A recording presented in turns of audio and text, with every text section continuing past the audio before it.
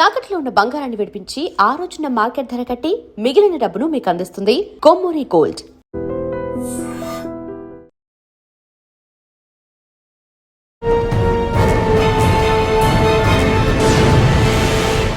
ఈ వారం మన గెస్ట్ 2012 బ్యాచ్ పోలీస్ ఆఫీసర్, పేరు సతీష్ రెడ్డి గారు, inspector of police cyber crime Hyderabad.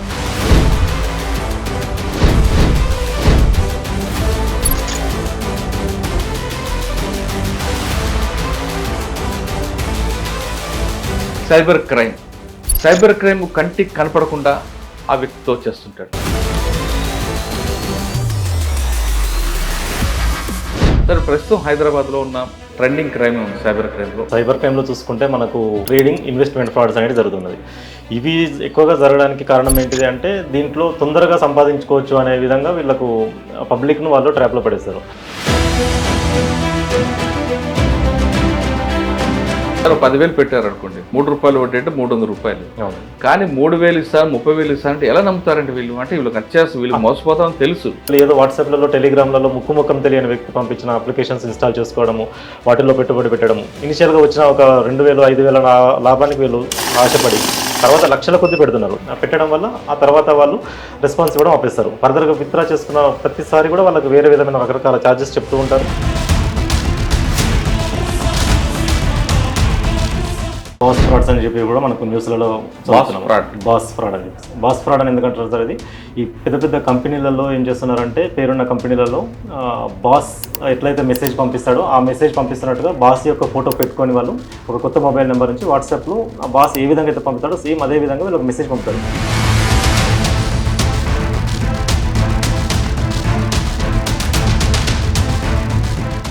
Sir, మీరు వెళ్తారు అవుట్డోర్, సడన్గా వెళ్ళారనుకోండి ఒక దగ్గరికి, కింద ట్రై సైడ్ అని, వాడు కూడా తిరగబడతాడు కదా. సైబర్ క్రైమ్స్లో వచ్చేసి మరీ అంత హార్డ్ కోర్ క్రిమినల్స్ ఉండరు. వీళ్ళంతా కూడా మైండ్ తోటి చేసే వాళ్ళే ఉంటారు మెజారిటీ సైబర్ క్రైమ్స్లో.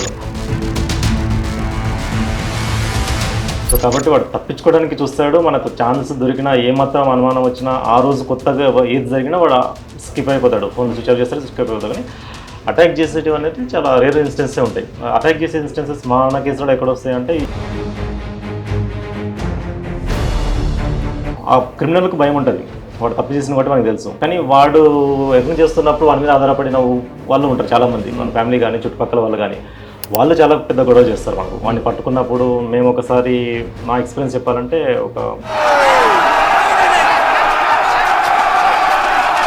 పబ్లిక్కి మీరు ఇచ్చే అప్పీల్ ఏంటి? ఏ సైబర్ క్రైమ్ అయినా సార్ మనం చేయాల్సింది మొట్టమొదటిగా 1930కి కాల్ చేయడం. 1930 లేదా నాలెడ్జ్ ఉంటే cybercrime.gov.in వెబ్సైట్కి వెళ్ళి రిజిస్టర్ చేసుకొని దాంట్లో కూడా మనం కంప్లైంట్ చేయొచ్చు.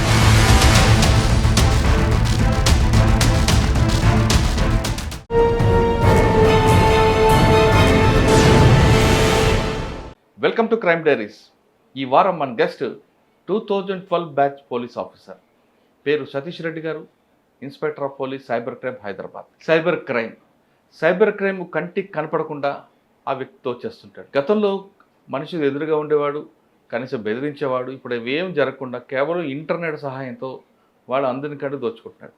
ఇది కేవలం మన అమాయకత్వం లేదా మన అత్యాస అనేది చాలామంది పోలీసులకు అనుమానం కనిపిస్తుంది. ఇంత పబ్లిసిటీ ఇస్తున్నా ఇంకా నేరాల సంఖ్య పెరుగుతుందంటే చాలామంది తెలియక కాదు, తెలిసే వలలో పడుతున్నారు అనేది పోలీసుల దర్యాప్తులు, వాళ్ళ విచారణలో బయటపడుతున్న అందరికీ ఆందోళన కలిగించిన విషయం. ఇప్పుడు హైదరాబాద్లో సైబర్ క్రైమ్కి ముఖ్యంగా హైదరాబాద్ సిపి సజ్జనార్ గారు ఎక్కువ ఫోకస్ పెట్టారు. ఆయన దీన్ని ఆక్టోపస్ అని తీసుకోవడం, మొదట ఆక్టోపస్ వింగ్ 1, 2, 3, 4 చేయించడంతో పాటు ఎడ్యుకేటివ్ ప్రోగ్రామ్ కూడా పెట్టారు. అంటే నేరాలు ఎలా జరుగుతుంటాయి, వాటి నుంచి మనం బయటపడాలంటే ఏం చేయాలనే విషయంపై సజ్జనార్ గారు ప్రత్యేక దృష్టి పెట్టడంతో హైదరాబాద్ వింగ్ అంతా కూడా దాని మీద ఎక్కువ ఫోకస్ పెట్టారు. సతీష్ రెడ్డి గారు చాలా కేసుల్లో హైదరాబాద్లో జరుగుతున్న ఎంఓ ఏముంది, వాటి నుంచి మనం బయటపడాలంటే ఏం చేయాలి, అసలు పడకుండా ఉండాలంటే ఏం చేయాలి విషయాన్ని సతీష్ రెడ్డి గారు మనకు చెప్తారు. సతీష్ రెడ్డి గారు నమస్తే. నమస్తే. సైబర్ క్రైమ్ అండి, గతంలో మీరు వచ్చినప్పటికీ వేరే క్రైమ్ ఉండేది, క్రమేపీ వైట్ కలర్, తర్వాత ఇప్పుడు సైబర్ క్రైమ్. ఇంతమందికి మీరు ఎన్ని రకాలుగా అవగాహన కల్పిస్తున్నారు, అన్ని మీడియాలు చేస్తున్నారు, ఇంకా అందులో పడుతుంటారంటే మీకే ఆశ్చర్యంగా ఉందేమో నాకు తెలియట్లేదు, కానీ మాకైతే ఆశ్చర్యంగా ఉంది. సరే, ప్రస్తుతం హైదరాబాద్లో ఉన్న ట్రెండింగ్ క్రైమ్ ఉంది సైబర్ క్రైమ్లో, దాన్ని మనం ఎలా కంట్రోల్ చేయాలి? ఇప్పటి వరకు మీరు కేసులు బుక్ చేసడం కాకుండా రికవరీ ఏం చేసి పెట్టారు? ఈ రెండు ప్రశ్నలకు సమాధానం చెప్పే ముందు, ఇటీవల మీరు ఆక్టోపస్ దీంట్లో 1, 2, 3లో ఉన్నట్టున్నారు మ్యూల్ అకౌంట్స్ దీంట్లో. మీ రోల్ ఏంటి? మీరు మీరు ఏ విధంగా అక్కడికి వెళ్ళి ఆ మ్యూల్ అకౌంట్ పట్టుకున్నప్పుడు మీకు వచ్చిన ఛాలెంజ్? సైబర్ క్రైమ్లో చూసుకుంటే మనకు రీసెంట్గా ఎక్కువ శాతం జరుగుతున్న సైబర్ క్రైమ్లో ఎక్కువగా మనకు ట్రేడింగ్, ఇన్వెస్ట్మెంట్ ఫ్రాడ్స్ అనేది జరుగుతున్నది. ఇవి ఎక్కువగా జరగడానికి కారణం ఏంటిది అంటే దీంట్లో తొందరగా సంపాదించుకోవచ్చు అనే విధంగా వీళ్ళకు పబ్లిక్ను వాళ్ళు ట్రాప్లో పడేస్తారు. మీరు పెడితే 200% వస్తుంది, 300% వస్తుంది అని చెప్పేసి వాళ్ళకి మనం మెసేజ్ పెట్టడం జరుగుతుంది. వీళ్ళు స్టార్టింగ్లో ఒక 10,000 అలా ఇన్వెస్ట్మెంట్ చేసినప్పుడు వాళ్ళకి ఆ ఇన్వెస్ట్మెంట్ రిటర్న్ కూడా చూపిస్తారు. 12,000 విత్డ్రా చేసుకోవడానికి అవకాశం ఇస్తారు, 15,000 విత్డ్రా చేసుకోవడానికి అవకాశం ఇస్తారు, పెట్టిన డబ్బులతో పాటు ప్రాఫిట్ కలిపి. వాళ్ళకు దాని మీద నమ్మకం పెరుగుతుంది. ఎవరైతే ఇన్వెస్ట్మెంట్ చేసుకుంటున్నారో, ఇన్వెస్ట్మెంట్ చేసి మోసపోతారో ప్రతి ఒక్కరిని కూడా మీరు చెప్పినట్టుగా మేము అడగడం జరిగింది. అడిగిన ప్రతి ఒక్కరు కూడా మేము తెలుసు సార్, మేము ప్రతి ఒక్క ఏదో ఒక సమయంలో మేము చూసాము, దీనికి సంబంధించిన అడ్వర్టైజ్మెంట్ కానీ చూసాము, లేకుంటే పేపర్లో చదివాము, అయినా కానీ ఆ టైంలో జరిగిపోయింది సార్ అలా అని చెప్తారు. వాళ్ళు మెయిన్గా మోసపోవడానికి కారణం ఏంటిది అంటే ఇన్వెస్ట్మెంట్ ఫ్రాడ్స్లో వాళ్ళు పెట్టిన కొద్ది మొత్తానికి, చిన్న మొత్తానికి స్టార్టింగ్లో వాళ్ళు ఇన్వెస్ట్మెంట్ రిటర్న్స్ ఇస్తారు మనకు. వాళ్ళు పెట్టిన 10,000కు ఒక 2,000 కలిపి 12,000, 15,000 ఇస్తారు. ఇవ్వడం వల్ల వాళ్ళు దాన్ని నిజమే అని చెప్పి నమ్ముతారు. నమ్మేసి ఫర్దర్గా వాళ్ళు లక్షలు కొద్ది ఇన్వెస్ట్మెంట్ చేపించారు. 10,000 పెట్టారు అనుకోండి, ₹3 వడ్డీ అంటే ₹300. కానీ 3,000 ఇస్తారు, 30,000 ఇస్తారు అంటే ఎలా నమ్ముతారండి వీళ్ళు? అంటే వీళ్ళకి అత్యాశ, వీళ్ళు మోసపోతామని తెలుసు. అవును సార్, మీరు అన్నట్టు ఇది అత్యాశ, ఖచ్చితంగా అత్యాశ, గ్రీడీనెస్ తోటే వాళ్ళు ఏం వెరిఫై చేసుకోకుండా వాళ్ళు ఇన్వెస్ట్మెంట్ ఉన్నది అంటే మనం ఆల్రెడీ అందరికీ కూడా తెలుసు, చదువుకున్న ప్రతి ఒక్కరికి కూడా తెలుసు. ఇన్వెస్ట్మెంట్ చేసే వాళ్ళందరూ కూడా చదువుకున్న వాళ్ళే. మనం ఇన్వెస్ట్మెంట్ చేయాలంటే దానికి సెబీ రెగ్యులేషన్స్ ఉండాలి, ఏ ప్లాట్ఫామ్స్లో చేయాలి, ఏవి ఆథరైజ్డ్, అవి ఎక్కడ చెక్ చేసుకోవాలి, ప్రతి ఒక్కరు కూడా బేసిక్ నాలెడ్జ్ ఉంది. కనుక లేకున్నా కానీ ఆన్లైన్లో ఈరోజు మనం సెర్చ్ చేసుకుంటే తెలిసిపోతుంది దీనికి ఆథరైజ్డ్ ప్లాట్ఫామా కాదా, దానికి సంబంధించిన ఇప్పుడు ట్రేడింగ్ ప్లాట్ఫామ్స్ అంటే మనం సెబీలో చెక్ చేసుకోవచ్చు. ప్లస్ మార్కెట్లో ఏవి ట్రెండింగ్ ఉన్న యాప్స్ అన్ని కూడా అందరికీ తెలుసు. వాటిలో పెట్టకుండా వీళ్ళు ఏదో వాట్సాప్లలో, టెలిగ్రామ్లలో ముఖం తెలియని వ్యక్తి పంపించిన అప్లికేషన్స్ ఇన్స్టాల్ చేసుకోవడము, వాటిల్లో పెట్టుబడి పెట్టడము, ఇనిషియల్గా వచ్చిన ఒక 2,000, 5,000 లాభానికి వీళ్ళు ఆశపడి తర్వాత లక్షల కొద్ది పెడుతున్నారు, 10 లక్షల కొద్ది పెడుతున్నారు, కొందరైతే ఇంకా కోట్లు కూడా పెడుతున్నారు.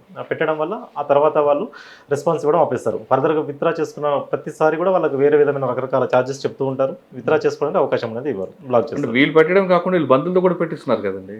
అవును సార్, చాలా మంది వాళ్ళు పెట్టడం కాకుండా దగ్గర వాళ్ళు కూడా చెప్పి నాకు ఇది వచ్చాయని చెప్పేసి నమ్మకంగా చెప్తారు.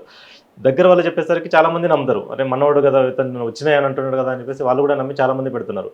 కొద్దిమంది ఏమో పాపం వాళ్ళ దగ్గర ఉన్న డబ్బులు, సేవింగ్స్ ఉన్న డబ్బులను అయిపోయినాక అప్పులు చేస్తున్నారు, గోల్డ్ లోన్స్ తీసుకుంటున్నారు, పర్సనల్ లోన్స్ తీసుకుంటున్నారు, ఇవన్నీ తీసుకొని కూడా పెట్టడం జరుగుతుంది. దాంతోపాటు ఇట్లా పక్కన వాళ్ళకి చెప్పడం వల్ల వాళ్ళ ఫ్యామిలీస్, ఫ్రెండ్స్ కూడా పెట్టి చాలామంది మోసపోతున్నారు. సో మనం దీనికి సంబంధించి చాలా విధంగా అన్ని విధాల మన సహకారంతో, మీలాంటి వాళ్ళ సహకారంతో మీరు కూడా దీని మీద చాలా ప్రోగ్రామ్స్ చేస్తారు. సో మనం చాలామంది ఇలా ప్రోగ్రామ్స్ చేస్తూ అవేర్నెస్ చేస్తూనే ఉన్నాం. ప్రతి టీవీలో కూడా, ప్రతిరోజు కూడా, పేపర్లలో, న్యూస్లలో ప్రతిరోజు దీనికి సంబంధించిన ఐటమ్ అనేది ఒకటి వస్తుంది. మీరు అబ్జర్వ్ చేస్తే మా సిపి సార్ గారిది కూడా మ్యాక్సిమం డే ఆఫ్టర్ డే ప్రతిరోజు వస్తుంది. ఎడిటోరియల్ కాలమ్స్ కూడా వస్తున్నాయి.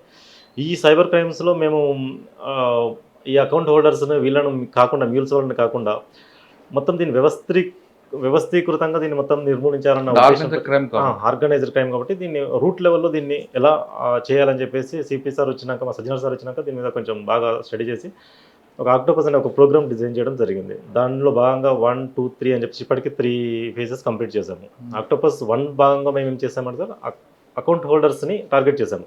అసలు ఈ అమౌంట్ ఎక్కడికి వెళ్తుంది, ఏ అకౌంట్లోకి వెళ్తుంది అని చెప్పేసి వాటిని ఫస్ట్ మనం ఆర్గనైజ్ క్రైమ్ అనుకున్నాం కాబట్టి ఎన్ని లేయర్స్ ఉన్నాయండి?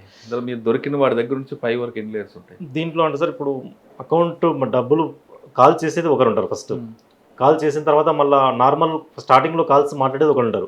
వీళ్ళు ట్రాప్లో పడి ఇన్వెస్ట్మెంట్ చేస్తారో అన్నప్పుడు మాట్లాడే వాళ్ళు వేరే నెంబర్స్ ఉంటాయి. మళ్ళీ చిన్న గ్రూప్ అని చెప్పేసి, ప్రైవేట్ గ్రూప్ అని చెప్పేసి తక్కువ మెంబర్స్ తోటి ఉంటుంది. వేరే నెంబర్స్ తోటి మళ్ళీ ఆ వాట్సాప్ నెంబర్స్ తోటే ఉంటుంది మొత్తం కాంటాక్ట్ కూడా. ఈ ట్రేడింగ్లో వాట్సాప్ గ్రూప్లలో కాలింగ్ చేసినాక ఇన్వెస్ట్మెంట్ చేసేటప్పుడు డబ్బులు అనేది, అకౌంట్స్ అనేది ఒకరు ప్రొవైడ్ చేస్తారు వీళ్ళకు. అకౌంట్స్ ఆపరేటింగ్ ఇంకో దగ్గర నుంచి జరుగుతున్నది. తర్వాత క్యాష్ విత్డ్రాల్స్ ఇవన్నీ రకరకాలుగా జరుగుతుంది. అమౌంట్ క్రిప్టో ట్రేడింగ్ ఇవన్నీ కూడా జరుగుతున్నది. ఇవన్నీ జరిగిన తర్వాత ఫైనల్గా మనకు అకౌంట్ హోల్డర్స్ తప్ప మనకు దీంట్లో మన ఇండియాలో ఎవరు ఉంటారు, అకౌంట్ హోల్డర్స్ ఉంటున్నారు. ఇండియన్ సిమ్స్ యూజ్ చేస్తే ఇండియన్ సిమ్ హోల్డర్స్ మొత్తం చెప్తున్న 5 లేయర్స్ వస్తున్నాయి. 5 లేయర్స్ ఉంటాయి సార్. అంటే మెయిన్ కింద ఎక్కడ ఉంటాడు అంటే దీంట్లో ఏమంటుంది సార్, పేరుకి అకౌంట్స్ అనేది మనం ఒక భాగంగా చూస్తున్నాం. కానీ మేము చూసిన దాంట్లో ఇన్వెస్టిగేషన్ సైబర్ క్రైమ్లో ఒక అకౌంట్, ఒక 5 to 5 అకౌంట్స్ ఉన్నాయంటే ఒక కేసులో 5 అకౌంట్స్కి ఒక్కొక్క దానికి ఒక సంబంధం ఉంటుంది. ఒక్కొక్కటి ఒక స్టేట్లో ఉంటుంది, ఆర్గనైజ్డ్గా ఉంటుంది. ఒకటి అస్సాంలో ఉంటుండొచ్చు, ఒకటి ఢిల్లీలో ఉంటుంది, ఒకటి ఒడిశాలో, ఒకటి తమిళనాడులో, ఇట్లా కేరళలో డిఫరెంట్ స్టేట్స్లో ఉంటుంది. ఏ అకౌంట్కి అకౌంట్ సంబంధం ఉండదు. ఏ అకౌంట్ హోల్డర్స్కి కామన్ కాంటాక్ట్ ఉండదు. ఈ అకౌంట్ ఆపరేటర్స్కి నెక్స్ట్ సప్లయర్స్కి సంబంధం ఉండదు. ఇది ఒక వ్యవస్థీకృతంగా చాలా డిఫరెంట్. ఎగ్జాంపుల్గా ఒక కేసు పట్టుకున్నారు అనుకోండి, ₹1,00,000. ఈ ₹1,00,000 ఎన్ని లేయర్స్కి వెళ్తుంది? 5 లేయర్స్కి వెళ్తుంది. అది కేస్ టు కేస్ డిఫరెంట్ ఉంది సార్. అది 3 to కేస్ టు కేస్ అనుకోండి. 3 to 6 కింద నుంచి పై వరకు అది రేషియో ఎలా సెట్ అవుతుంది? కట్ చేసుకుంటారు వాళ్ళు. మనం ఇనిషియల్గా సార్ వాళ్ళు ఒక 5 lakhs ఒక అకౌంట్లో వేస్తాను అనుకోండి. అక్కడ నుంచి వాళ్ళు వచ్చేసి తర్వాత సెకండ్ లేయర్కి 5 lakhs డిస్ట్రిబ్యూట్ చేస్తారు. 1 lakh అలా. అంటే నేను చెప్పేది ఫర్ ఎగ్జాంపుల్ స్పెసిఫిక్గా ఇలా ఉండదు. 1 lakh డిస్ట్రిబ్యూట్ చేస్తారు. ఆ తర్వాత 1 lakhని ఒక 5,000 లెక్క 20 అకౌంట్స్కి డిస్ట్రిబ్యూట్ చేస్తారు. థర్డ్ లేయర్కి వచ్చేసరికి ఫస్ట్ లేయర్ 1 అకౌంట్ ఉంటే సెకండ్ లేయర్లో 5 accounts ఉంటే థర్డ్ లేయర్కి వచ్చేసరికి మనకు 100 accounts అయింది. సో ఇంత కాంప్లెక్స్గా ఉంటుంది సైబర్ క్రైమ్ ఇన్వెస్టిగేషన్ అనేది. ఈ 100 accounts 100 డిఫరెంట్ ఈ స్టేట్స్లో డిఫరెంట్ డిస్ట్రిక్ట్స్లో ఉంటుంది. డిస్ట్రిక్ట్స్ అండ్ విలేజ్లో ఉంటుంది.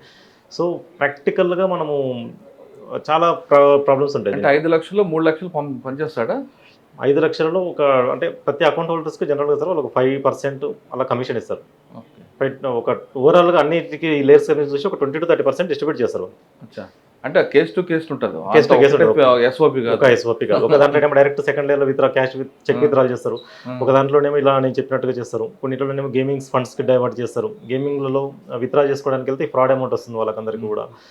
కొన్ని చోట్ల ఇలా ఫారెన్లో నుంచి దుబాయ్లో నుంచి కానీ అట్లా వేరే కంట్రీస్లో నుంచి వాళ్ళు పంపించుకోవడానికి అక్కడ ఏజెంట్స్ని పట్టుకుంటే వాళ్ళు ఈ ఫ్రాడ్ అమౌంట్ని పంపిస్తున్నారు. సో ఇట్లా రకరకాలుగా కేసులలో మనకి ఫ్రాడ్ అమౌంట్ అనేది ఎవరికి ఉండరు కానీ అంత నెట్లో జరుగుతుంటుంది. అవును సార్. ఒకరికి కాంటాక్ట్ ఉండదు ఎక్కడ కూడా ఈ నెట్వర్క్లో. చాలా ఆర్గనైజ్డ్గా చాలా డిస్ట్రిబ్యూటెడ్గా ఉంటుంది. ఓకే సార్, మీరు ఈ మధ్యన ఆక్టోపస్ దీంట్లో వేరే స్టేట్స్కి పట్టుకురావడం, ఇప్పుడు అక్కడ ఎలాంటి ఛాలెంజెస్ వస్తుంటాయండి? అంటే పోలీసు సపోర్ట్ ఉంటుందా? బ్యాంక్ వాడు సపోర్ట్ చేస్తుంటా? నోడల్ ఆఫీసర్ ఏమైనా సపోర్ట్ చేస్తాడా? లేదు మీరు ఫిజికల్గా 1-to-1 వెళ్ళి తీసుకురావడం? మేము 1-to-1 వెళ్ళి తీసుకురావడమే ఉంటుంది సార్. అక్కడ మాకు ఇక్కడ నుంచి మన ఆఫీసర్స్ సపోర్ట్ తప్ప బయట సపోర్ట్ ఉండదు. అక్యూజర్ సపోర్ట్ ఉండదు. అక్కడ లోకల్ పోలీసుది కూడా కేస్ టు కేస్ డిఫర్ అవుతుంది. మా కేసులో వచ్చేసరికి మన ఆక్టోపస్ 1లో ఇట్లా అకౌంట్ హోల్డర్ని అరెస్ట్ చేయడానికి మేము అప్పుడు ఢిల్లీ వెళ్ళాము. ఢిల్లీ వెళ్ళినప్పుడు అక్కడ అరెస్ట్ చేయడానికి వెళ్తే అక్కడ లోకల్ పిఎస్లో ఏముంటుందంటే ఢిల్లీలో ఖచ్చితంగా లోకల్ పిఎస్లో ఇంటిమేషన్ చేసే వెళ్ళాలి. వెళ్ళకుంటే వాళ్ళు మన మీద రివర్స్ కేసులు చేస్తాం, మనల్ని బెదిరించారని చెప్పేసి, పోలీసులే కదని చెప్పేసి మన మీద ఫాల్స్ కంప్లైంట్ చేస్తారు వాళ్ళు. కాబట్టి మనం లోకల్ పోలీస్కి వెళ్తే లోకల్ పోలీసులో మనం ఖచ్చితంగా పర్మిషన్ తీసుకోవాలి. అక్కడ ఇంతకుముందు జరిగిన కొన్ని పొలిటికల్ ఇన్సిడెంట్స్ వల్ల అక్కడ లోకల్ ఎస్హెచ్ఓ, డీసీపీ, సిపిఆర్లో చెప్పి తీసుకోవాలి. సో అది జరగడానికి కొన్ని హవర్స్, కొన్నిసార్లు 1 day కూడా మాకు ల్యాగ్ అవుతుంది. ఈ లోపల మనకు అక్యూజ్డ్ లొకేషన్ మారడము, మనము ఫ్రెష్గా మార్నింగ్ మళ్ళీ వర్కౌట్ చేసుకోవడము, ఇవన్నీ కూడా జరుగుతూ ఉంటాయి. కొన్నిసార్లు పోలీస్ స్టేషన్స్లో కూడా కొద్దిగా వాడు నాలెడ్జ్ పర్సన్ ఆల్రెడీ ప్రీవియస్గా ఉంటే కనుక లింక్ ఉంటే కనుక లీక్ అయ్యే అవకాశాలు కూడా ఉంటాయి. జరిగిన సందర్భాలు ఢిల్లీలో ఎక్కడండి ఏ పోలీస్ స్టేషన్ ఉంటాయి ఎక్కువ? ఢిల్లీలో మనకు ఒక పోలీస్ స్టేషన్ సార్ డిస్ట్రిబ్యూటెడ్గా ఉన్నది. మనకు ఒక చోట అంటూ ఏం రావట్లేదు. కానీ ఆ పోలీస్ స్టేషన్లో ఎగ్జాంపుల్ ఏదో పోలీస్ స్టేషన్ అనుకున్నాం, కంట్రీ మన అన్ని దేశం నుంచి అన్ని రాష్ట్రాల్లో కూడా వస్తుంటారు అక్కడికి. అవునవును. మరి వాళ్ళు ప్రజలు ఫీల్ అయ్యి మీకు సపోర్ట్ చేస్తుంటారా? చేస్తారు సార్, సపోర్ట్ చేస్తారు. కానీ మనకు టైం అనేది అక్కడ ఎస్ఓపి ప్రకారం వాళ్ళు పర్మిషన్ తీసుకొని మనకి ఇవ్వాలి. దీనివల్ల మనకి ఏమవుతుందంటే డిలే అవుతుంది. వాళ్ళు మనకు పోలీస్ అసిస్టెన్స్ ఇవ్వడానికి డిలే జరగడము, దానివల్ల మనకు టైం వేస్ట్ కావడము. మనం అక్కడ ఉండడం అనే ప్రతిరోజు కూడా మనకు ఫైనాన్షియల్గా బర్డెన్. ఎందుకంటే ప్రతిరోజు మనకు అక్కడ ఫుడ్, అకామిడేషన్ ఇవన్నీ కూడా బర్డెన్ మనకు. సో వాళ్ళు డిలే చేయడం వల్ల మనకు అక్యూజ్ లొకేషన్ మారుతుంది. మేము ఎర్లీ మార్నింగ్ వెళ్తేనే మనకు దొరుకుతాడు, మళ్ళీ తర్వాత వాడి లొకేషన్ మారుతూ ఉంటుంది. మేము రోజంతా తిరగలేము. అట్లా మనకు టైం అనేది చాలా కన్జ్యూమ్ ఉంటుంది. అక్కడ లోకల్ పోలీస్ నుంచి మనకు కొంచెం అసిస్టెన్స్ అనేది డిలే అవుతుంటుంది. అది జరిగిన తర్వాత అక్యూజ్డ్ దగ్గరికి వెళ్ళాక అక్యూజ్డ్ అనేది మనకు ఎలాగో మనకు సపోర్ట్ ఉండదు. మనము వాడిని మన ఎవిడెన్స్ తోటి మన కాన్ఫిడెంట్ చేసి మన క్వశ్చన్స్ తోటి వాడిని అడిగి వాడిని ఎవిడెన్స్ తోటి చూపిస్తేనే వాడు కామ్ అవుతాడు, మనల్ని తీసుకొని వస్తుంది. కోర్టుకు వెళ్ళినాక కోర్టులో కూడా మనకు ఎప్పుడైనా అక్యూజర్కి ఫేవర్గా ఉంటుంది. అక్కడ కూడా అడ్వకేట్స్ వానికి రెడీగా ఉంటారు ఆల్రెడీ. ఈ ఆర్గనైజ్డ్ క్రైమ్స్లో మనం పట్టుకున్నామంటే వాడిని ఎవడుంటాడు నెక్స్ట్ వాడు పంపిస్తూ ఉంటాడు అడ్వకేట్స్ని కూడా. వాళ్ళు అక్కడ 2-3-4 మెంబర్స్ వస్తారు, వాళ్ళు ఆర్గ్యుమెంట్స్ చేస్తారు. 7 years బిలో కదా కేసెస్ అని చెప్పేసి వాళ్ళు ఆర్గ్యుమెంట్ చేయడము ఇవన్నీ మనకు ఉంటుంది. కానీ ఇంకా మనం మేజిస్ట్రేట్ని కన్విన్స్ చేసి ఇది ఆర్గనైజ్డ్ క్రైమ్, ఇది ఇంత గ్రావిటీ ఉంది దీంట్లో, ఇది వీళ్ళ ఐడెంటిటీ మొత్తం హైడ్ చేసుకున్నారు, ఇవన్నీ కూడా మనం చెప్పి వాళ్ళని కన్విన్స్ చేసి తీసుకొని రావాల్సి వస్తుంది. అంటే మీకు ఇందులో ట్రాన్స్జెండర్ వారెంట్ కావాలి, అది ఇవ్వడంలో వెంటనే ఉంటాయా? అక్కడ కూడా మీకు ఛాలెంజెస్ ఉంటాయి సార్ ఖచ్చితంగా. దీంట్లో మనం తీసుకొని అక్కడ పట్టుకున్న తర్వాత మన ప్లేస్ కాబట్టి మన కస్టడీ అన్నీ కూడా మనకు ప్రాబ్లం ఉంటుంది. అక్కడ నుంచి మీస్ హాస్పిటల్ కానీ ప్రతిదీ కూడా చాలా దూరంగా ఉంటాయి కొన్ని ప్లేస్లలో. మనకు ప్రతిదీ కొత్త, మనకు ప్లేస్ కొత్త, ప్రతిదీ కనుక్కుంటూ వెళ్ళి చేసుకోవాల్సి వస్తుంది పని. అది ప్రొడ్యూస్ చేసినాక కూడా కోర్టులో మనకు ఆటోమేటిక్గా వాళ్ళు అడ్వకేట్లు వస్తారు. మనం ఎవరో వాళ్ళ లింక్ ద్వారా పంపిస్తారు. వాళ్ళు అడ్వకేట్లు వచ్చి ఇక్కడ లీగల్ సపోర్ట్ వెళ్ళండి, లీగల్ మనమే వాదించుకుంటాం సార్. అక్కడ అంటే లోకల్ అడ్వకేట్ ఎంగేజ్ చేయాలా? లేదు సార్, మనమే వాదించుకుంటాం. మన కేసు అక్కడ మనమే ప్రజెంట్ చేస్తాము, చెప్తాం మనకు సైబర్ క్రైమ్ కాబట్టి దాంట్లో ఉన్న కేసుకు సంబంధించి కేసు టు కేసు డిఫర్లో మనం ఈ కేసులో ఉన్న గ్రావిటీ ఏంటిది, ఫ్రాడ్ ఎంత అయింది, వీళ్ళ రోల్ ఏంటిది, అందులో ఎగ్జాక్ట్ రోల్ ఏంటిది, ఎందుకు అరెస్ట్ చేయాలనేది మనం కోర్టును కన్విన్స్ చేసి మనం ట్రాన్సిట్ తీసుకుంటాం. కోర్టులో ట్రాన్సిట్లు ఇస్తే. సో ఆక్టోపస్ దీంట్లో మీరు ఢిల్లీ వెళ్ళారు, అక్కడ మీకు జరిగిన ఒక బ్యాడ్ ఎక్స్పీరియన్స్ చెప్పగలరా? బ్యాడ్ ఎక్స్పీరియన్స్ అంటూ ఏం లేదు సార్. దీంట్లో కోర్టులోనే మనకు బ్యాడ్ ఎక్స్పీరియన్స్ సార్. కోర్టులోనే మనకు మార్నింగ్ తీసుకుని వెళ్తే మనకు 5 అడ్వకేట్స్ వచ్చారు ఆ రోజు. కోర్టు మార్నింగ్ నుంచి ఈవినింగ్ వరకు ఆర్గ్యుమెంట్స్ జరిగి మనకు ఈవినింగ్ మనకు కస్టడీకి ఇవ్వడం జరిగింది. సో అది కోర్టులోనే మనము అక్యూజర్ని తీసుకెళ్ళి కోర్టులో అంతసేపు వాదించి మనం వాళ్ళతోటి తీసుకొని రావడం మనకు సవాల్తో కూడిన పని. సరే, మంచి గుడ్ ఎక్స్పీరియన్స్ చెప్పండి. గుడ్ ఎక్స్పీరియన్స్ అంటే సార్, ఇంతకుముందు ఈ కేసు కాకుండా సేమ్ ఉత్తరప్రదేశ్లో ఒకసారి వెళ్ళినప్పుడు ఒక లేడీ గురించి 10 అడ్వకేట్స్ వచ్చి ఉండేది. అది 1.9 crores కేసు ఉండేది. ఒకటే ఒక 3 అకౌంట్స్ ఉండే, 3 అకౌంట్స్ కూడా వాళ్ళవి దగ్గర వాళ్ళ అకౌంట్స్ పడినాయి. మేజర్ అమౌంట్ 1.9 crores, అన్నీ కూడా ఇమీడియట్గా కంప్లైంట్ ఇవ్వడం వల్ల అమౌంట్ కూడా అప్పుడు హోల్డ్ అయ్యి ఉండే. వాళ్ళను ఆ కేసులో మనం ఒక డే అంతా పట్టింది ఆమెకు. లోకల్గా పొలిటికల్ సపోర్టు, ఆమె అక్కడ పొలిటీషియన్ కూడా పోటీ చేసి ఉండే ఇంతకుముందు. దానివల్ల మనకు కోర్టులో కూడా ఆమె గురించి ఒక 40-50 మెంబర్స్ రావడము, అది చాలా సెన్సేషన్ అయ్యి ఉంటే ఒక హాఫ్ డే అంతా కూడా ఆర్గ్యుమెంట్ చేసి ఆమె తీసుకొని రాగలిగినాం. అది చాలా ఛాలెంజింగ్గా ఉంది. సార్, మీరు వెళ్తారు అవుట్డోర్, వెళ్ళినప్పుడు మీరు చెప్తున్న ప్రకారం ఇమీడియట్ దొరకడు, ఎక్కడో ఉంటారు, షెల్టర్ తీసుకుని వెళ్తుంటారు. ఒకసారి సడన్గా వెళ్ళారు కూడా ఒక దగ్గరికి, కింద ట్రై సైడ్ అని, వాడు కూడా తిరగబడతాడు కదండి. అవును సార్. కాకుంటే మన సైబర్ క్రైమ్స్లో వచ్చేసి మరీ అంత హార్డ్ కోర్ క్రిమినల్స్ ఉండరు. వీళ్ళంతా కూడా మైండ్ తోటి చేసే వాళ్ళే ఉంటారు మెజారిటీ సైబర్ క్రైమ్స్లలో. సో కాబట్టి వాడు తప్పించుకోవడానికి చూస్తాడు. మనకు ఛాన్స్ దొరికినా, ఏమాత్రం అనుమానం వచ్చినా, ఆ రోజు కొత్తగా ఏది జరిగినా వాడు స్కిప్ అయిపోతాడు, ఫోన్ స్విచ్ ఆఫ్ చేస్తాడు, స్కిప్ అయిపోతాడు. కానీ అటాక్ చేసేటివి అనేది చాలా రేర్ ఇన్స్టెన్సే ఉంటాయి. అటాక్ చేసే ఇన్స్టెన్సెస్ మన కేసులో ఎక్కడ వస్తాయంటే ఈ జార్ఖండ్ కానీ, బీహార్ కానీ, రూరల్ ఏరియాస్కి పోతాం కదా, అక్కడ వచ్చేసి మనకు వాళ్ళు కొంచెం ఆ క్రిమినల్కి భయం ఉంటుంది. వాడు తప్పు చేసిన కాబట్టి మనకు తెలుసు. కానీ వాడు ఎర్న్ చేస్తున్నప్పుడు వాడి మీద ఆధారపడిన వాళ్ళు ఉంటారు చాలామంది, వాళ్ళ ఫ్యామిలీ కానీ, చుట్టుపక్కల వాళ్ళు కానీ, వాళ్ళు చాలా పెద్ద గొడవ చేస్తారు మనకు. వాడిని పట్టుకున్నప్పుడు మేము ఒకసారి నా ఎక్స్పీరియన్స్ చెప్పాలంటే, ఒక కేసులో ఓటీపీ ఫ్రాడ్స్ కేసులలో ఒకరోజు రాత్రి ఒకరిని పట్టుకున్నాం సార్ ఒక దగ్గర. ఫస్ట్ ఎక్కడ, కరంతాండా పోలీస్ స్టేషన్ అని చెప్పేసి, జామ్తారా, మన జార్ఖండ్ జామ్తారాకు పక్క డిస్టిక్ ఇది.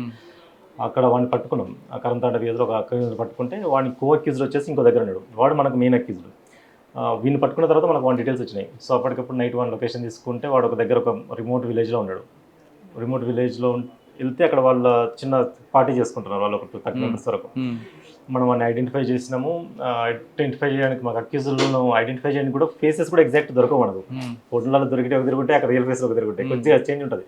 ఐడెంటిఫై చేసినాం, వాడిని పట్టుకున్నాం. వాడిని పట్టుకున్న తర్వాత మేము బయటకు వచ్చేసి బండిలో ఎక్కించుకుంటే వాళ్ళందరూ 20-30 మెంబర్స్ ఉన్నారు కాబట్టి అందరూ ఆ జీప్ ఉన్నది, జీప్లో పోయి ఉంటుంది ఆ లోకల్ పీస్ది. మొత్తం జీపు ముందు పడడము, జీపుకు వెళ్ళాడము, అలా చేసినారు. ఇంకా మనం వాళ్ళు ఏంటంటే వాళ్ళకి తెలుసు కానీ వినరు. మాకు ఇప్పుడే కావాలి, ఏం తప్పు చేసినట్టు, ఏం తప్పు చేసిండు, ఇది తప్పు చేసిండు అని చెప్పేసి మనం చూపించినా కానీ వాళ్ళు వినరు.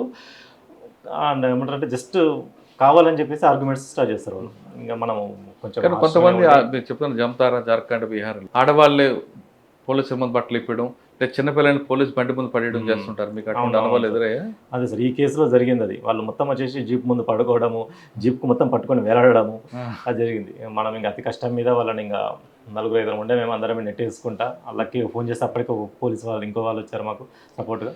వాళ్ళు వచ్చేలోపే మేము ఇంకా వాళ్ళు నెట్టేసుకుంటే జరుపుకుంటూ వెళ్ళిపోయినాం. ముందు వెళ్ళడం వల్లనే ఇంక వెళ్ళినాం. లేట్ అవుతున్న కొద్దీ ఇంకా ఎక్కువైపోతారు, చుట్టుపక్కల పబ్లిక్ కూడా అల్లజడికి వాళ్ళు కూడా వచ్చేస్తారు, ఇంకా క్రౌడ్ ఎక్కువైపోతుంది, మనకు అనిమేజనంలో అయిపోతుంది. సో ఇమ్మీడియట్గా స్టార్టింగ్ వల్లనే మనము నెట్ వేసేసి ఎదురుగుండడం తీసేసుకొని ఫస్ట్ ముందుకు పడించుకుంటా, ఫస్ట్ పక్కన నెట్ వేసుకుంటే ఇంక వెళ్ళిపోయినాం. సార్, మనం హైదరాబాద్లో చూద్దామండి, ట్రెండింగ్ కరెంట్ ఏముందండి? ఇన్వెస్ట్మెంట్ ఫ్రాడ్, ఇంకా ఇన్వెస్ట్మెంట్ ఫ్రాడ్ సార్ ఇప్పుడు రీసెంట్గా జరుగుతున్నాయి. మనకి ఇన్వెస్ట్మెంట్ ఫ్రాడ్స్ ఒకటి మేజర్, దాంతోపాటు ఓటీపీ, ఏపీకే ఫ్రాడ్స్ ఒకటి జరుగుతున్నాయి. ఈ 2 మేజర్ జరుగుతున్నాయి. రీసెంట్గా కొన్ని చిన్న చిన్న బాస్ కూడా మార్చున్నారట కదా? అవును సార్, ఇంపర్సనేషన్ ఫ్రాడ్స్ అంటారు వీటిని.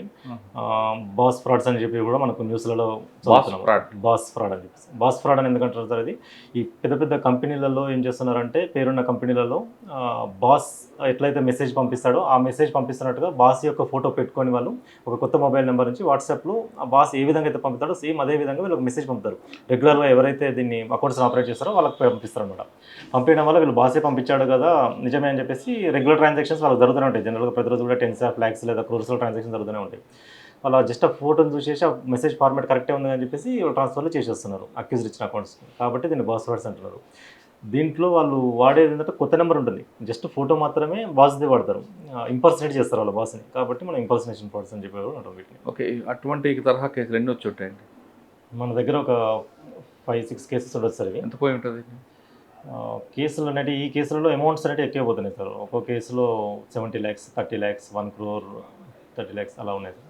అమౌంట్ అనేది ఎక్కువ పోతుంది, ఎందుకంటే కంపెనీ అకౌంట్స్ ఉంటాయి కదా, వీటిలో డైలీ పెద్ద అమౌంట్స్ ఆఫ్ ట్రాన్సాక్షన్స్ ఉంటాయి, 10s of lakhsలో ఉంటాయి బిజినెస్ ట్రాన్సాక్షన్స్. సో వాళ్ళు అందుకే వాటిని టార్గెట్ చేస్తున్నారు. ఈ వీటిలో ఎక్కువ అమౌంట్స్ ట్రాన్స్ఫర్ ఉన్నాయి కాబట్టి ఇది ఒక కొత్త రకమైన ఏమో దీన్ని టార్గెట్ చేసి చేస్తున్నారు. అంటే ఒకవేళ జరిగింది అనుకున్నారు, ఏం చేయాలి? జరగకుండా మనం ఏం చేయాలి? ఈ జరగడానికి ఇది ఎలా జరుగుతుందంటే వాళ్ళు ఈ కంపెనీస్ ఏమున్నాయి అనేది వాళ్ళు స్టడీ చేస్తున్నారు. స్టడీ చేసిన తర్వాత ఈ కంపెనీలో ఎవరెవరు ఈ మెయిల్ ఐడీస్ కానీ వాట్సాప్ నెంబర్స్ కానీ ఇవన్నీ కూడా ఎక్కడో సోషల్ మీడియా ద్వారా వాళ్ళు ఐడెంటిఫై చేసుకుంటున్నారు. ఐడెంటిఫై చేసుకున్న తర్వాత ఆ కంపెనీ మెయిల్స్కి ఒక మాల్వేర్ ఉన్న మెయిల్ పంపిస్తారు వీళ్ళు, అటాచ్మెంట్ ఉన్నది పంపించడం వల్ల ఆ అకౌంట్ వాళ్ళు మాల్వేర్ ఉన్న మెయిల్ను వాళ్ళు డౌన్లోడ్ చేయడం వల్ల లేకపోతే సిస్టంలో క్లిక్ చేయడం వల్ల ఆ సిస్టంలో మాల్వేర్ అనేది ఇన్స్టాల్ అవుతుంది. ఆ సిస్టంలో మాల్వేర్ ఎలా పంపిస్తాడు? అంటే ఒక అటాచ్మెంట్ రూపంగా పంపిస్తారు, జిప్ కానీ లేకుంటే ఏదో ఒక అటాచ్మెంట్ కానీ. అంటే తెలుసుకోవడానికి మాల్వేర్ మనం ఎలా ఐడెంటిఫై చేయొచ్చు? ఎలా ఐడెంటిఫై చేయాలంటే సార్, కొత్త మెయిల్స్ అయ్యి కూడా మనం అటాచ్మెంట్ ఉండి కొత్త మెయిల్స్ ఏదైనా ఉన్నది అంటే అన్నోన్ మెయిల్స్ ఉన్నదంటే ఏది కూడా దాన్ని ఓపెన్ చేయకపోవడమే బెటర్. మన అఫీషియల్ మెయిల్కి అఫీషియల్ కాంటాక్ట్స్ మనకు రెగ్యులర్గా తెలిసిన వాళ్ళు పంపిస్తే తప్ప కొత్త మెయిల్ ఏది వచ్చినా కానీ అటాచ్మెంట్స్ కానీ క్లిక్ చేయదు. సింపుల్ మన ఫామ్లో ఓపెన్ చేయకుండా సరిపోతుంది. వీళ్ళు తెలియక ఏంటంటే కొత్తగా వచ్చిన వాటిని లేకుంటే ఏదో ఒక విధంగా కూడా RBI అని చెప్పేసి ఏదో ఒకటి పంపిస్తే మనం తెలియక క్లిక్ చేసినప్పుడు అది ఇన్స్టాల్ అవుతుంది. అది ఇన్స్టాల్ అయిపోయి ఏం చేస్తుందంటే ఆ సిస్టమ్తో పాటు ఆ నెట్వర్క్లో ఉన్న సిస్టమ్స్ కూడా స్ప్రెడ్ అవుతుంది మాల్వేర్ అని. స్ప్రెడ్ అయిపోయి దాంట్లో ఎప్పుడైతే వీళ్ళు వాట్సాప్ వెబ్ అనేది యూజ్ చేయడం కామన్ ఈ కంపెనీస్లలో, ఆ వాట్సాప్ వెబ్ ద్వారా ఎప్పుడైతే వీళ్ళు యాక్సెస్ చేస్తారో దాని వాట్సాప్ వెబ్ ద్వారా వాడు ఒక కాంటాక్ట్ని సిస్టమ్ ద్వారా ఒక కాంటాక్ట్ని సేవ్ చేస్తాడు, కొత్త కాంటాక్ట్ని సేవ్ చేస్తాడు. సేవ్ చేసేసి ఆ సేవ్లో వాట్సాప్ డిపి ఒరిజినల్ ఏదైతే వాళ్ళ బాజ్ ఉందో ఆ పిక్చర్ కూడా దీన్ని కూడా పెడతాడు. పెట్టేసి ఆ మెసేజ్ని ఇట్లా స్టడీ చేస్తాడు కొన్ని రోజుల పాటు. స్టడీ చేసి ఏ విధంగా పంపిస్తున్నారు వాళ్ళు, ఏ ఫార్మేట్లో పంపిస్తున్నారు, సేమ్ ఎగ్జాక్ట్ ఫార్మేట్లో పంపిస్తారు. ఒక 5 days చూసేసి పంపిస్తారు. వాళ్ళు సరే బాస్ నుంచే వచ్చింది కదా అని చెప్పేసి వాళ్ళు ఎగ్జిక్యూట్ చేసేస్తారు, ట్రాన్స్ఫర్స్ అయిపోతాయి. ఇది జరగకుండా ఉండడానికి ఒకటి మనం చేయాల్సింది అంటే సార్, ఫస్ట్ కొత్త మెయిల్స్ ఏవి కూడా ఓపెన్ చేయకుండా ఉండడం, ఏమాత్రం డౌట్ ఉన్నా. 2, బాస్ నుంచి ఏదైనా మనకు ట్రాన్స్ఫర్ చేయమని వచ్చినప్పుడు ఆ నెంబర్ ప్రతిసారి కూడా కొంచెం చెక్ చేసుకోండి. మనకంటే పైన చూసుకుంటే తెలిసిపోతుంది కంటిన్యూటీ మెసేజెస్ పైన ఉన్నాయా లేదా అనేది, కొత్తగా వస్తుంది ఇలాంటి వాటికి. ప్లస్ నెంబర్ కూడా మీకు డౌట్ ఉన్నప్పుడు ప్రతిసారి కూడా, ఎందుకంటే పెద్ద అమౌంట్ జరుగుతుంటాయి కాబట్టి ప్రతిసారి కూడా నెంబర్ అదేనా లేకుంటే కొత్త నెంబర్ ఏదైనా వచ్చిందా చెక్ చేసుకోవాలి. ఇంకా బెటర్ ఏంటంటే సార్, మనకు ఆ ఓనర్స్కి కాల్ చేయడం బెటర్. ప్రతిసారి కూడా ఒకసారి వాయిస్ కాల్, వాళ్ళ రెగ్యులర్ నెంబర్కి వాయిస్ కాల్ చేసి తర్వాతనే ట్రాన్స్ఫర్ చేయడం ఉత్తమైన మార్గం. ఇది చేయడం ద్వారా మనం దీన్ని ఓకే. ఒకవేళ అయిందనుకోండి వెంటనే ఏం చేయాలి? ఇలాంటి సైబర్ క్రైమ్స్ ఇది కాదు, ఏ సైబర్ క్రైమ్ అయినా సార్ మనం చేయాల్సింది మొట్టమొదటిగా 1930కి కాల్ చేయడం. 1930 లేదా నాలెడ్జ్ ఉంటే cybercrime.gov.in వెబ్సైట్కి వెళ్ళి రిజిస్టర్ చేసుకొని దాంట్లో కూడా మనం కంప్లైంట్ చేయొచ్చు. దాంట్లో మనకి ఎక్కడి నుంచి వచ్చిందో కాలేజు, ఆ కాల్ వచ్చింది, ఆ స్క్రీన్ షాట్స్, ప్లస్ మనకి ఏమన్నా ఏపీకే ఫైల్స్ అవి కూడా అప్లోడ్ చేయొచ్చు. ప్లస్ బ్యాంక్ ట్రాన్సాక్షన్స్, మన ఏ అకౌంట్లో నుంచి పోయిందో ఆ account number, date, time, amount ఇవన్నీ ఎంటర్ చేస్తే ఆటోమేటిక్గా ఏ అకౌంట్లో జరిగిందో అవన్నీ కూడా మనకు ఫ్రీజ్ అవుతూ ఉంటాయి అన్నమాట. మనకు ఎంత తొందరగా చేస్తే దీనికి గోల్డెన్ హవర్ అంటూ ఉండదు యాక్చువల్గా, ఎందుకంటే ఇదేం మనకు బాడీ లాంటిది కాదు, ఫిక్స్డ్ టైంలో ఇంత టైంలో ఖచ్చితంగా ఇంత లాస్ అవుతుంది అంటారు. ఇది గోల్డెన్ పీరియడ్ అనాలి అంతే, దీనికి గోల్డెన్ హవర్ అంటే అందుకు లేదు. సో ఎంత టైం తొందరగా ఇస్తే అంత మంచిది, ఎందుకంటే అక్యూజర్లు కూడా అంతే ఫాస్ట్గా ఉంటున్నారు కాబట్టి మినిట్స్లో జరిగిపోతున్నాయి ట్రాన్స్ఫర్స్. సో ఎంత ఎర్లీకి ఇస్తే అంత మంచిది. మనం ఏం చేస్తామంటే అకౌంట్స్ని ఫర్దర్ లేయర్ ఆఫ్ అకౌంట్స్ కూడా ట్రాన్స్ఫర్ చేసి ఎక్కడైతే అకౌంట్ ఫ్రీజ్ అవుతుందో మనం దాన్ని ఇప్పుడు ఇవ్వడం రిటర్న్ చేయడానికి కూడా కొత్తగా మన సెంట్రల్ గవర్నమెంట్ కూడా మినిస్టర్ ఆఫ్ హోమ్ అఫేర్స్ ద్వారా I4C వాళ్ళు గ్రీవెన్స్ రిట్రెసల్ మాడ్యూల్ అని చెప్పి కూడా కొత్తగా ఒకటి ఓపెన్ చేయడం జరిగింది. దాని ద్వారా రీఫండ్ కూడా మనం ఇప్పించడానికి ఫ్రీజ్ అవుతుంది. ఫ్రీజ్ కాకపోతే మనం అక్యూజ్ని ఐడెంటిఫై చేసి ఫండ్స్ ఎలా ఫ్లో జరిగింది అవన్నీ కూడా అనాలిసిస్ చేసి వాళ్ళని అరెస్ట్ చేయడం జరుగుతుంది. ఫ్రీజ్ అయినా ఫ్రీజ్ కాకుండా ఒకవేళ మీరు అక్యూజ్ని అరెస్ట్ చేశారనుకోండి, ఆ అకౌంట్లో డబ్బులు కొంత ఉన్నాయి కానీ ఇదే అక్యూజ్డ్ ఆల్రెడీ వేరే స్టేట్లో కూడా చేశాడు అనుకోండి, ఆ అమౌంట్ మరి ఎవరికి వెళ్తుంది? మన స్టేట్కి వస్తుందా, వేరే స్టేట్కి వెళ్తుందా? అదే సార్, ఇది అంటే ఇంతకుముందు వరకు ఇప్పుడు ఇన్ని రోజులు వచ్చేసి ఎలా ఉండేది అంటే కోర్ట్ ఆర్డర్ ఎవరైతే ఫస్ట్ తీసుకుంటే వాళ్ళకే ఉండేది. మనం కంప్లైంట్ అందుకే ఫాస్ట్ రెస్పాన్స్ అనేది ఎవరికైనా ఫస్ట్ ఇన్ ఫస్ట్ అవుట్ లెక్క ఉండేది. ఇంతకుముందు ఫస్ట్ కంప్లైంట్ ఇచ్చి కోర్టు ద్వారా ఫస్ట్ ఆర్డర్ తీసుకుంటే వాళ్ళకే వచ్చేసేది. రీసెంట్గా ఇప్పుడు జరుగుతున్న కొన్ని చేంజెస్ వల్ల ఏం చేస్తున్నారంటే ఏ కంప్లైంట్లా హోల్డ్ అయితే వాళ్ళకే ఇస్తున్నారు, లేదా డిస్ట్రిబ్యూట్ చేద్దామని చెప్పేసి ఇప్పుడు కొత్తగా చెప్తున్నారు, డిస్ట్రిబ్యూట్ చేస్తున్నారు. ఎన్ని కంప్లైంట్స్ అన్ని కంప్లైంట్స్ కూడా వాళ్ళ లాస్ట్ అమౌంట్ రేషియో ప్రకారం డిస్ట్రిబ్యూట్ చేద్దామని చెప్పి చెప్తున్నారు. కానీ దానివల్ల కంప్లైంట్ అందరికీ న్యాయం జరగదు కదా. అందరికీ న్యాయం జరగదు సార్. అది హోల్డ్ ఎంత ఉందో దాన్ని మనం డిస్ట్రిబ్యూట్ చేస్తాం. ఓకే, కానీ ఆ ఎక్యూజ్డ్ వేరే వాళ్ళు ఎవరికో రెంట్కో కరెంటు బిల్లు కట్టాడు అనుకోండి ఆ వచ్చిన అమౌంట్లో, అది ఎలా మరొకటి? అక్యూజ్డ్ ఒక వెనక అలా కడితే చిన్న అమౌంట్స్ ఉంటాయి కదా, ఒక వెనక కడితే ఇంకా అలాంటి వాటిని మనము రికవర్ చేయలేము. ఎందుకంటే స్పెంట్ అమౌంట్ మనం రికవర్ చేయలేము. కాబట్టి అక్యూజ్డ్ ఎవరైనా ఐడెంటిఫై చేసి వాళ్ళని చేస్తాము. వాళ్ళు ఫర్దర్గా భవిష్యత్తులో వాళ్ళు లోక్ అదాలత్ టైంలో ఇట్లా వాళ్ళు అమౌంట్ రిటర్న్ ఇచ్చి వాళ్ళు కాంప్రమైజ్ చేసుకుంటే వాళ్ళ ఇష్టం. ఇంకేమన్నా ఫ్రాడ్? Matrimony fraud. ఇవి కాకుండా మనకు మ్యాట్రిమోనియల్ ఫ్రాడ్స్ కూడా ఒకటి ఉంటాయి సార్. ఏమో మ్యాట్రిమోనియల్ ఫ్రాడ్స్లో వచ్చేసి ఇప్పుడు మ్యాట్రిమోనియల్లో కూడా ఇన్వెస్ట్మెంట్లో కూడా మ్యాట్రిమోనియల్లో చేస్తున్నారు. అంటే మ్యాట్రిమోనియల్ ఫ్రాడ్స్లలో ఇన్వెస్ట్మెంట్ ఫ్రాడ్స్లో జనరల్గా చెప్తే వినట్లే, అదే అవేర్నెస్ పెరుగుతున్న కొద్దీ అక్యూజులు పెంచుకుంటున్న రకరకాల మార్గాలు ఇవన్నీ. మనం ఈ ఇన్వెస్ట్మెంట్ ఇట్లా చేయకండి, ఎవరు ముఖ్యం తెలియని వ్యక్తులు చెప్తే ఇన్వెస్ట్మెంట్ చేయకండి అని చెప్పి మనం చెప్తున్నప్పుడు ఇవి అక్యూజులు ఏం చేస్తున్నారంటే మ్యాట్రిమోనియల్ ప్రొఫైల్స్లలో కూడా అక్యూజులు వాళ్ళ ప్రొఫైల్స్ క్రియేట్ చేస్తున్నారు. క్రియేట్ చేసి ఎవరైనా వచ్చినప్పుడు అమ్మాయిలు మంచి అందమైన అమ్మాయిల ఫోటోలు పెట్టుకొని రిజిస్టర్ అవుతున్నారు. ఎవరైనా అబ్బాయిలు వెళ్ళినప్పుడు కొన్ని రోజుల పాటు చార్జ్ చేస్తున్నారు. మేము అక్కడ యూకేలో చేస్తున్నాం, డాక్టర్గా వేరే కంట్రీలో చేస్తున్నాం, జర్మనీలో ఉంటున్నాం అని చెప్పేసి చార్జ్ చేసుకుంటూ కొన్ని రోజుల తర్వాత నేను ఇందులో ఇన్వెస్ట్మెంట్ చేస్తాను, నాకు చాలా లాభం వచ్చింది, నేను ఇందులో చేయని చెప్పేసి వీళ్ళను అందులో పెట్టిస్తున్నారు అమౌంట్స్. అంటే అక్కడ అమ్మాయిలు ఉంటారా అబ్బాయిలు ఉంటారు? అక్కడ అబ్బాయిలే ఉంటారు. అబ్బాయిలు లేదా అమ్మాయిలు ఎవరైనా ఉంటారు. అమ్మాయిలు కూడా ఉన్నారు. మనం చూసిన అరెస్ట్ చేసిన అక్కడ అరెస్ట్ చేసిన చూస్తున్నప్పుడు అమ్మాయిలు కూడా ఉంటున్నారు. అమ్మాయిలు అబ్బాయిలు ఉంటే వీడియో కాల్ కూడా చేస్తున్నారు. అమ్మాయిలే ఉంటున్నారు. వీడియో కాల్ కూడా చేపిస్తున్నారు అమ్మాయిలతోటి. అయినా కానీ వాళ్ళంతా కంప్లీట్గా జస్ట్ ఫర్ ద ఈ ఫ్రాడ్స్ గురించే వాళ్ళు ఉన్నది.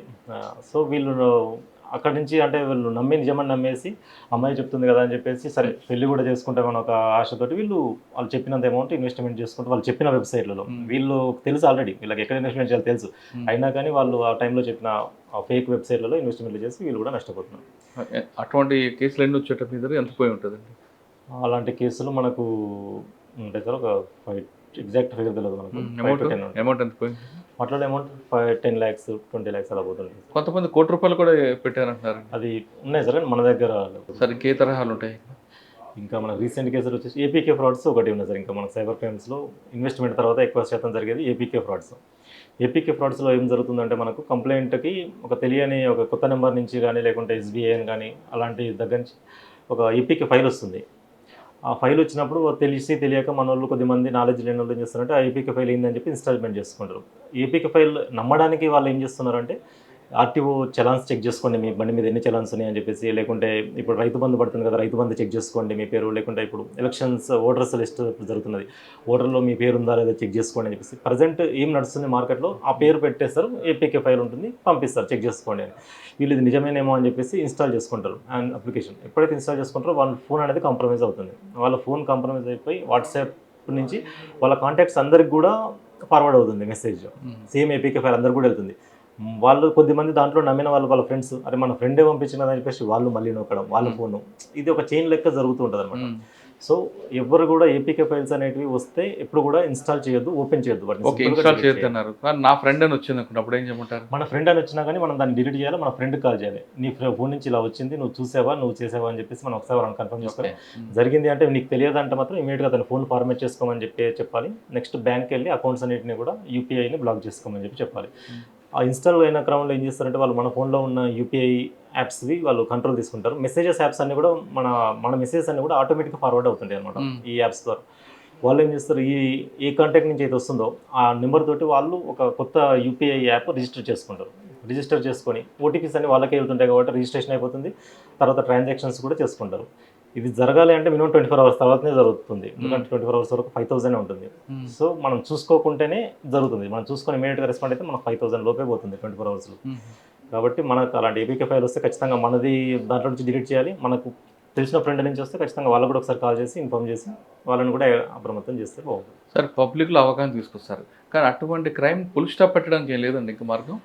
ఫుల్ స్టాప్ అంటే సార్ అది మన చేతిలో లేదు. అది మనం చేస్తున్నాం అంటే మనం ప్రయత్నం మనం చేస్తాం ఇప్పుడు ఏదైతే ఉన్నదో. ఎందుకంటే ఇప్పుడు అంతా ఆన్లైన్ కాబట్టి ఏది ఏపీకే ఫైల్ ఏది ఫ్రాడ్ తెలుసుకుంటే టైం మన తరపు నుంచి ఏం చేస్తున్నాం అంటే ఇప్పుడు ఇన్వెస్ట్మెంట్ ఫ్రాడ్లో వచ్చేసి ఎక్కువ శాతం మనకు రీసెంట్గా ఈ నిర్మలా సీతారామన్ గారి పేరు మీద, లేకుంటే సచిన్ పేరు మీద, లేకుంటే ఇట్లా సుధామూర్తి గారి పేరు మీద వాళ్ళ పేరు మీద వీడియోస్ వచ్చినాయి. AI generated videos Elon Musk video పేరు మీద కూడా వచ్చినాయి.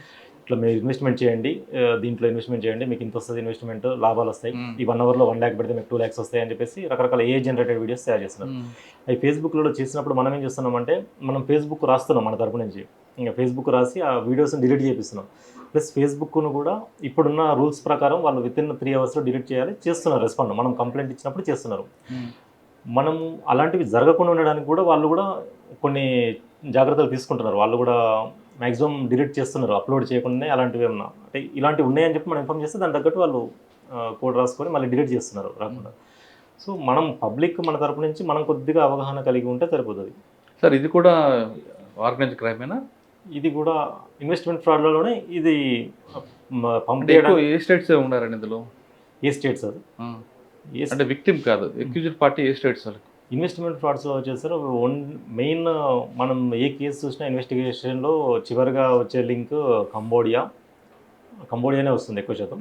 థాయిలాండ్, కంబోడియా, హాంకాంగ్ ఇవి వస్తున్నాయి ఎక్కువ. దుబాయ్ ట్రాన్సాక్షన్స్, మనీ ట్రాన్సాక్షన్స్ కొన్ని దుబాయ్ వస్తుంటాయి. అంటే మ్యూల్ అకౌంట్స్ మన ఇండియాయే ఉంటాయి. ఎందుకంటే మన బ్యాంకింగ్ సిస్టంలో మన అకౌంట్ ట్రాన్స్ఫర్ చేయాలి కాబట్టి. ఆ మ్యూల్ అకౌంట్లో ఏ స్టేట్ ఎక్కువ ఉన్నారు? ఎక్కువ వచ్చేసరి ఇవి ఒకప్పుడు స్టేట్స్ ఉన్నాయి, ఇప్పుడు డిస్ట్రిబ్యూట్ అయిపోయినాయి. ఆల్ స్టేట్స్, అన్ని స్టేట్స్. అంటే మన సౌత్ ఇండియా తేడా లేదు. ఒకప్పుడు వచ్చేసి బీహారు, యూపీ, ఢిల్లీ ఇట్లా ఎక్కువ ఉండేది. ఇప్పుడు హర్యానా ఉండేది ఎక్కువ. ఇప్పుడు అలా లేదు. కేరళ కూడా ఉండే ఎక్కువ. ఇప్పుడు అలా లేదు, డిస్ట్రిబ్యూట్ అయిపోయింది. ఆల్ స్టేట్స్ అంటే వాళ్ళకి ఈజీగా అకౌంట్, చాలామంది చిరుద్యోగులు మామూలు వాళ్ళు ఉన్నారు కదా, వాళ్ళని ఈజీ టార్గెట్ చేసేసి 5,000 10,000 ఇస్తామంటే వాళ్ళు అకౌంట్స్ ఓపెన్ చేస్తున్నారు. స్టూడెంట్స్ తెలియక చాలామంది. ఓకే సార్, ఫైనల్గా చెప్పండి, పబ్లిక్కి మీరు ఇచ్చే అప్పీల్ ఏంటంటే? మేము చెప్పేది ఎప్పుడైనా ఒకటే సార్, జాగ్రత్తగా ఉండండి. సైబర్ క్రైమ్స్లో మనకు అందరికీ తెలిసిన విషయమే, ఆన్లైన్లో ఇలా మోసాలు జరుగుతాయని తెలుసు, ఇలాంటివి ఉన్నాయని చెప్పి అందరికీ తెలుసు. మనము చేయాల్సిన, మన తరపున ఉండాల్సిన చిన్న అప్రమత్తత ఉంటే మనల్ని మనం కాపాడుకోవచ్చు. మనతో పాటు అందరిని మనకు తెలిసిన వాళ్ళని కూడా మనం కాపాడుకోవచ్చు. ఎందుకంటే నిమిషాల వ్యవధిలో మన జీవిత కష్టం పోతుంది చాలామంది పాపం. కాబట్టి మనం కొద్దిగా జాగ్రత్త వహించి ఇన్వెస్ట్మెంట్లు చేయాలి అనుకుంటే ఆథరైజ్డ్ యాప్స్ ఏదైతే ఉన్నాయో వాటిలో చేయండి. పెద్ద పేరు మోసిన యాప్స్ ఎవరికైనా అందరికీ తెలుసు. లేకుంటే మీకు తెలియకుంటే దగ్గర వాళ్ళని అడగండి, వాళ్ళ ద్వారా చేయండి. వాట్సాప్లో వస్తున్నాయని చెప్పేసి, ఫేస్బుక్లో చెప్పారని చెప్పేసి అలాంటి వాటిని నమ్మకండి, ఇన్వెస్ట్మెంట్ చేయకండి. ఎందుకంటే అది మన జీవిత కష్టం, నిమిషాల వ్యవధిలో పోతుంది. డబ్బు పోయినాక రావడం అనేది చాలా కష్టం. కాబట్టి పోకుండా ఉండడమే ఉత్తమమైన మార్గం. చిన్న జాగ్రత్తలు తీసుకోండి, మన డబ్బును కాపాడుకోండి. సైబర్ క్రైమ్ ఎంత విచ్చలవిడిగా కొనసాగుతుందంటే దాని కారకులు మనమే. అంటే మనలో అమాయకత్వం లేదా అత్యాసో సైబర్ క్రిమినల్స్కి ఒక వరంగా మారింది. కాబట్టి మనం కేర్ఫుల్గా ఉండాలంటున్నారు సతీష్ రెడ్డి గారు. ఆఫ్లైన్లో మనం ఎంత జాగ్రత్తగా ఉంటామో ఆన్లైన్లో అంతకన్నా ఎక్కువగా జాగ్రత్తగా ఉంటే ఈ క్రైమ్కి మనం పులి స్టాప్ పెట్టచ్చు అన్నది సతీష్ రెడ్డి గారి అభిప్రాయం. ఇది ఈ వారం సైబర్ క్రైమ్పై సతీష్ రెడ్డి గారితో ఎక్స్క్లూజివ్. వచ్చే వారం మరొక ఇష్టం మళ్ళీ కలుద్దాం. అంతకు నమస్తే. Thank you.